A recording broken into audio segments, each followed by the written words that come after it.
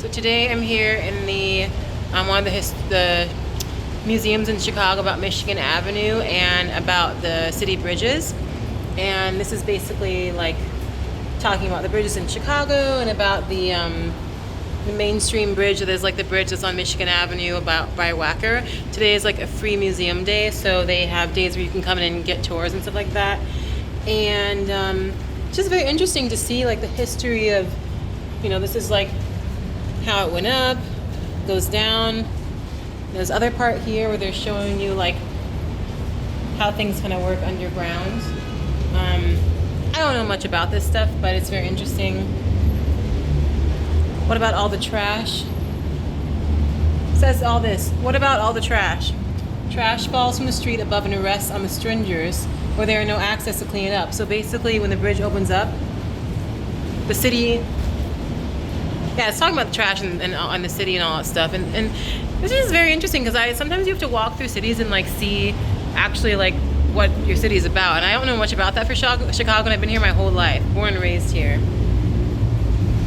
Bridge tender, 1953.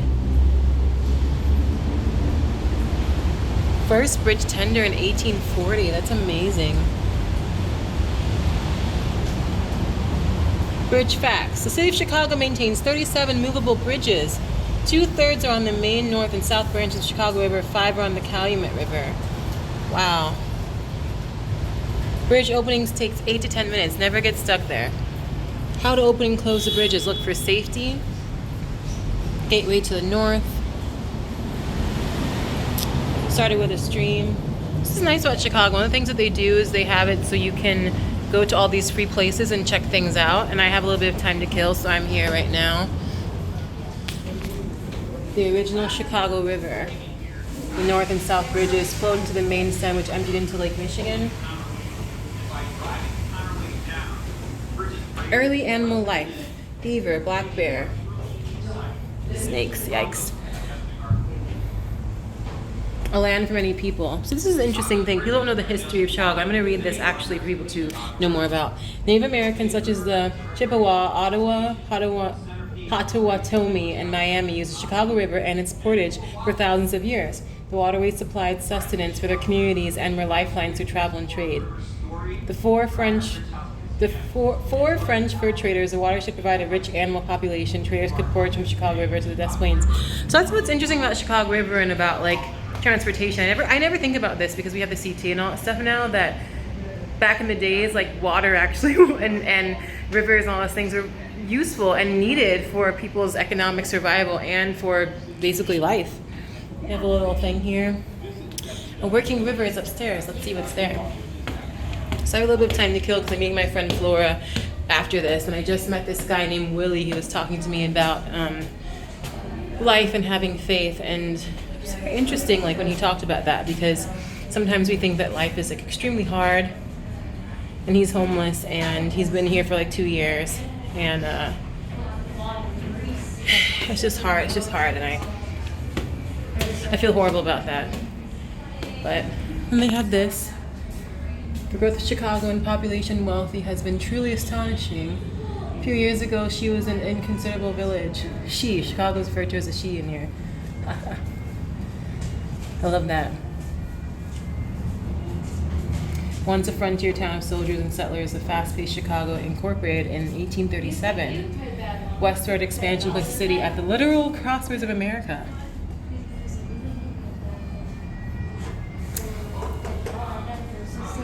And they have all these different like little making the river work. Chicago's success was in its waterways, and the first order of business was to increase the harbor capacity by changing its shape.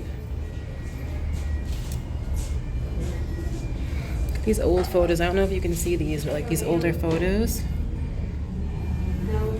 It's just amazing. Canal working conditions. How much they got paid? $1 for a 16-hour day plus an allocation of whiskey. It's funny how alcohol used to be like a way of like trade and money. Yeah, this is just so interesting to me because I never think about the history of Chicago, but there's so much history here. Having a canal made more traffic in the downtown riverbanks were now wharves, moorings, and turnabouts. Entrance to the Chicago River. Clark Street, 1875. A dying river. There was no plumbing and only 4 outdoor privies. Almost every home had a stable. The wells were polluted, and the river itself was an unfit source of supply, for the rains washed street and barnyard filth into its waters and fouled the lake near its mouth. In Chicago's earliest days, waste was dumped into the streets or shallow pits within the city, creating a muddy, smelly mess. As a remedy, ditches soon lined the streets, dividing water and waste into the river. In 1851, Chicago established a municipal water system, the first in the country. Wow, I didn't even know about that. To deal with sewage. I did not even know about that. Chicago's so cool. In 1856, they launched a 2-decade project to raise the level of the streets. The entire city was raised 2 to 12 feet from its original height to accommodate the city's new combined sewer into which stormwater and sewage emptied. This solution cleaned the streets but sent waste into the river, which flowed into Lake Michigan, the city's source for drinking water. That's not good. This is really, really interesting though. Excuse me, sorry. Yeah, the history of Chicago is immense. I never ever think about it. And they have like these little signs here that you can look at. The city is situated on both sides of the Chicago River, a sluggish, slimy stream, too lazy to clean itself on both sides of its north and south branches upon a level piece of ground, half dry and half wet, resembling a salt marsh populated of 20,000. 20,000. How nice. Okay, we're going back up the stairs.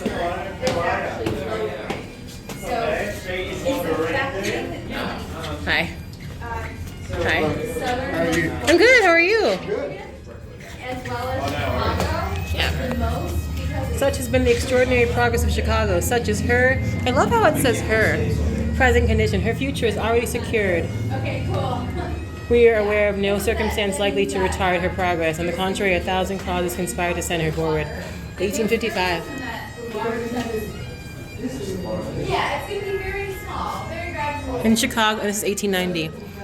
In Chicago, I knew that American life flourished abundantly. Enormous factories, interminable streets, amazing shops, deafening sounds. During my stay of 1 week, I did not see in Chicago anything but darkness, smoke, dirt, clouds, and an extraordinary number of sad and grieved persons.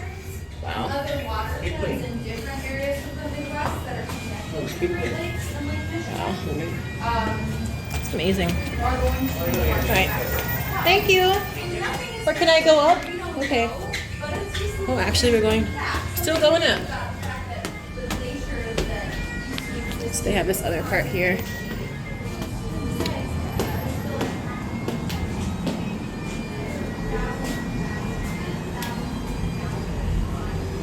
Just talking about the mid 1800s, the Chicago River was so foul that it was a source of deadly disease. Wow.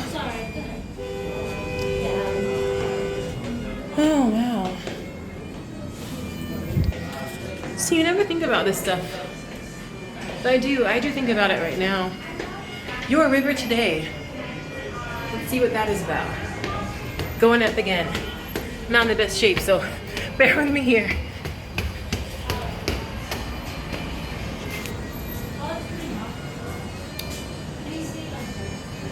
The Chicago River is a treasured resource. The river is a part of our history. The changes that transformed it tell a story of invention.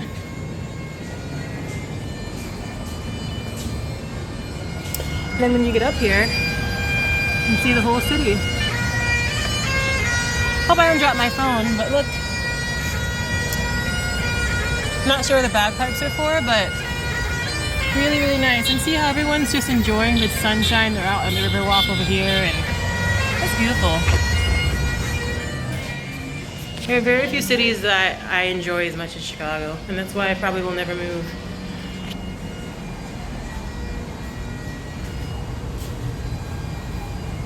Chicagoland has more protected land than most metropolitan areas in the United States. Wow. Glenview, Illinois, which is not in Chicago, by the way. Northbrook, so it said Chicagoland, so that's accurate.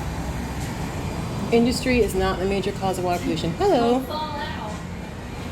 Water life is abundant here. About 70 species of fish live in the Chicago River, including yellow perch, bluegills, which is the first fish that I caught ever in my entire life, and catfish. I never caught a catfish, but bluegill I did. And then from this side, you see the river on the bridge. It's beautiful. Except for the tower that's over there. Sorry. Yeah. But it's great. I wouldn't want to live anywhere else right now in my life. Now I'm going down the stairs, so I'm going to be very careful.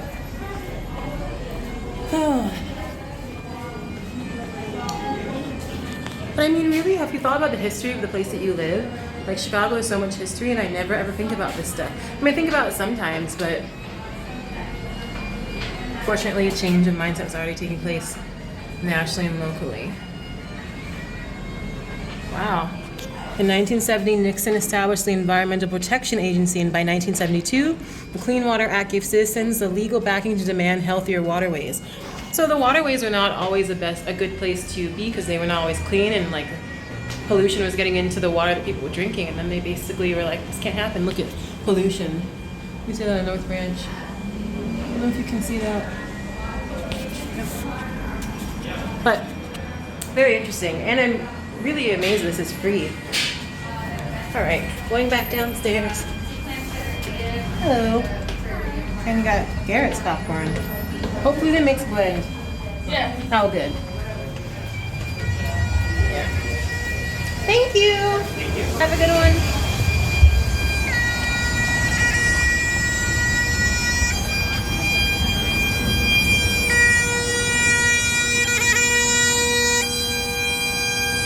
Here's a man here playing his bagpipes in the background there.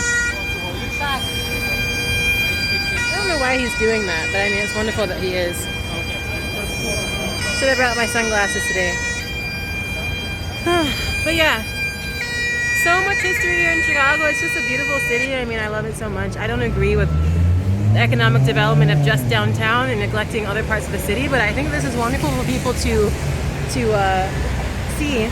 I always wonder if these different exhibits in these parts of Chicago actually like contribute to the economy of the wider city. I mean, if the tourism is actually helping with our city, but it sure is beautiful though. It sure is beautiful. Look at that. You know?